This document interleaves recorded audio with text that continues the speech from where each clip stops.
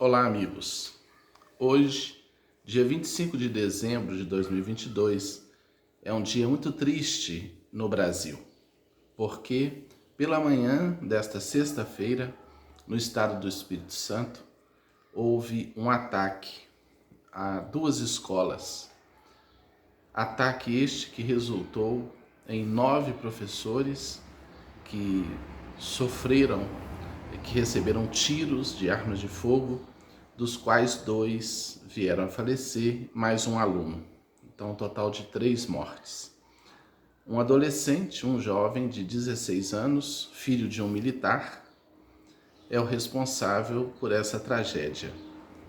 As notícias ainda estão pipocando no país, nas redes sociais, nas mídias, e o jovem estava fardado, segundo informações, trazia o símbolo da suástica e gerou essa tragédia. Tudo indica que o alvo eram professores.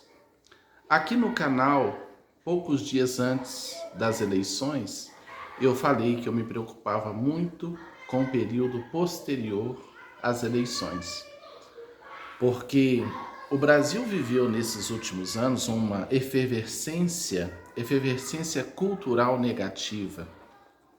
Um caldo cultural foi formado misturando belicosidade, armas, ódio. Toda uma cultura de ódio foi desenvolvida ostensivamente. E sabemos que todos nós, à luz da espiritualidade, trazemos ainda instintos primários, primitivos, trazemos ainda a animalidade dominante. Quando unimos o nosso instinto animal selvagem a uma mente perturbada e alimentada por ódio, por rivalidade, por competição no sentido negativo do termo, por um governo que alimentou, a questão das armas na mente das pessoas, isso tudo formata um caldo cultural perigosíssimo. Perigosíssimo. Nós precisamos, a partir de agora, trabalhar ainda mais insistentemente numa cultura de paz, numa cultura de mansidão, numa cultura de equilíbrio, porque percebemos nitidamente o quanto as pessoas estão nervosas, irritadiças. Nas redes sociais tenho comentado sempre, frequentemente aqui no canal, como as pessoas estão nervosas. Ainda hoje, conversando com uma amiga, ela falou isso.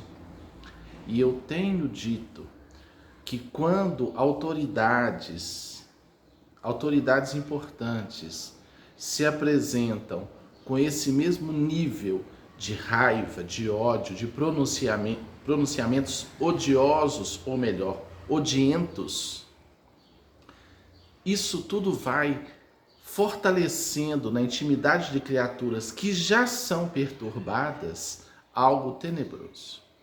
Então, precisamos, educadores, pais, intelectuais, as pessoas responsáveis, religiosos, precisamos trabalhar a cultura da paz dentro das próprias religiões, onde nós vimos durante esse período desses 4 anos de governo, do governo atual, líderes fazendo arminha dentro dos templos, buscando justificativa bíblica para autorizar o uso de armas na população geral, sendo que Jesus pediu a Pedro para guardar a espada após Pedro decepar a orelha de um soldado romano, que Jesus disse: embainha tua espada, quem pela espada fere, pela espada será ferido. Como que à luz do evangelho desse mestre nós podemos concordar? Nós concordamos com a arma na mão do policial, da autoridade, O próprio pai do jovem o entregou. Ele se utilizou de uma arma do pai, mais uma outra arma que eu não sei a origem. Então, o resultado disso, dessa cultura, na mente das pessoas, é o que nós estamos presenciando nesse momento no Brasil. Então, quando nós falamos do perigo disso, está aí, né? E Deus queira que consigamos reverter esse quadro mental tão tenebroso.